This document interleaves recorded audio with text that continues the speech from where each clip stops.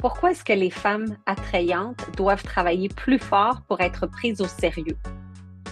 Bon, je vais parler aujourd'hui du paradoxe de la beauté.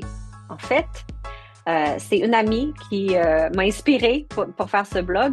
Euh, elle crée des Barbies personnalisées pour les gens. C'est drôle. Alors, elle m'a surprise avec ce cadeau. Elle m'a fait une Barbie personnalisée, la Barbie qui travaille, qui est conférencière en ligne. C'était super cute, super drôle. Elle me donne ça, puis là, je dis, il faut que je fasse quelque chose avec ça. Puis après ça, je me suis dit, ben non, je peux pas faire rien avec une Barbie. Je veux surtout pas qu'on me compare à une Barbie, là, vraiment. Ça fait tellement d'années que je travaille fort pour être prise au sérieux. Je peux pas utiliser cette Barbie-là. Puis je me suis dit, mais c'est complètement faux. It's wrong. C'est pas une bonne idée, en fait, de penser que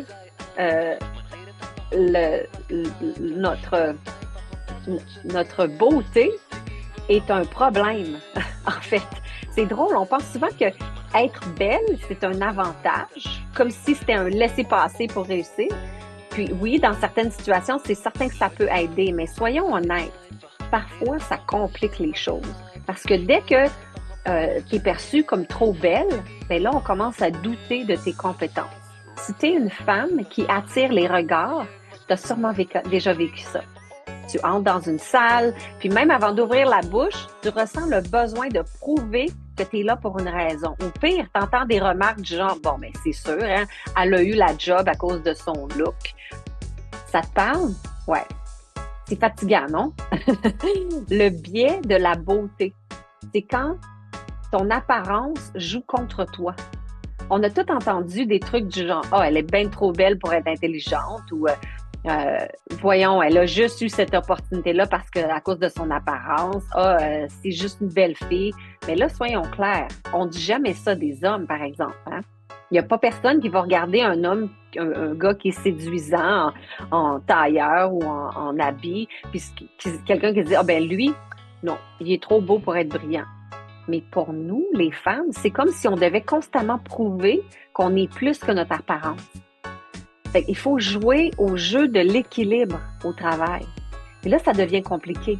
Parce que si tu mets en valeur ta féminité, tu portes des vêtements stylés ou tu prends soin de ton look, le maquillage, mais là, soudainement, non, on est trop axé sur notre apparence. Non, on ne peut pas être prise au sérieux. Mais sinon, si on s'efface trop, bien là, on se fait oublier. Alors, on a tous eu droit à des conseils non sollicités aussi. Ah, peut-être que si tu t'habillais plus sobrement, les gens te prendraient plus au sérieux. Ou bien, ah, mais t'es un peu intimidante, fait qu'essaie de porter des chaussures plus plates, pas des talons hauts.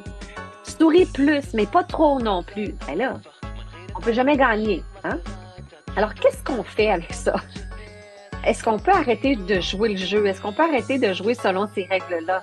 Si ça t'est déjà arrivé de vivre quelque chose comme ça, voilà ce que je suggère qu'on garde en tête. Alors, assume ton expertise. Quand tu entres dans une pièce, fais comme si tu appartenais à cet endroit-là. Parce que c'est le cas. Prends la parole avec confiance. Les gens vont te prendre au sérieux à la hauteur de ce que tu es, puis à la hauteur de ce que tu projettes. 2, fixe tes limites. Si quelqu'un essaie de réduire ta valeur à ton apparence, mets les choses au clair. Peut-être un simple « Non, j'aimerais mieux être reconnue pour mon travail au lieu que d'être reconnue pour mon look. » Puis ça va envoyer un message clair. 3, utilise ta présence. Tiens-toi droite. Fais des contacts visuels. Parle avec assurance. Une posture forte peut changer la perception des autres. 4, entoure-toi des bonnes personnes. Celles qui te voient pour ta valeur, au-delà de ton apparence. Ce sont ces voix-là qui comptent, qu'on doit écouter. 5, défie les stéréotypes. Parce que là, il faut en parler. C'est important d'en parler. Pourquoi est-ce que ça fait 3 mois que j'ai ma Barbie et que je voulais pas l'utiliser, je voulais pas en parler? Parce que c'est un sujet tabou, on peut pas parler de ça. Alors, parle-en. Quand on t'ignore ou que on fait peut-être des commentaires au sujet de ton look, puis soutiens les autres femmes aussi qui le vivent. Plus on en parle, plus vite les mentalités vont évoluer. Parce que la beauté et l'intelligence ne sont pas mutuellement exclusives. À la fin de la journée, ta valeur, c'est pas ton visage, c'est pas ton corps, c'est pas ce que les autres pensent de toi. C'est ce que tu apportes, c'est tes compétences, ton intelligence, ton ambition. Alors à ceux qui pensaient que la beauté et la puissance ne pouvaient pas aller ensemble, ils vont comprendre à quel point ils se trompent.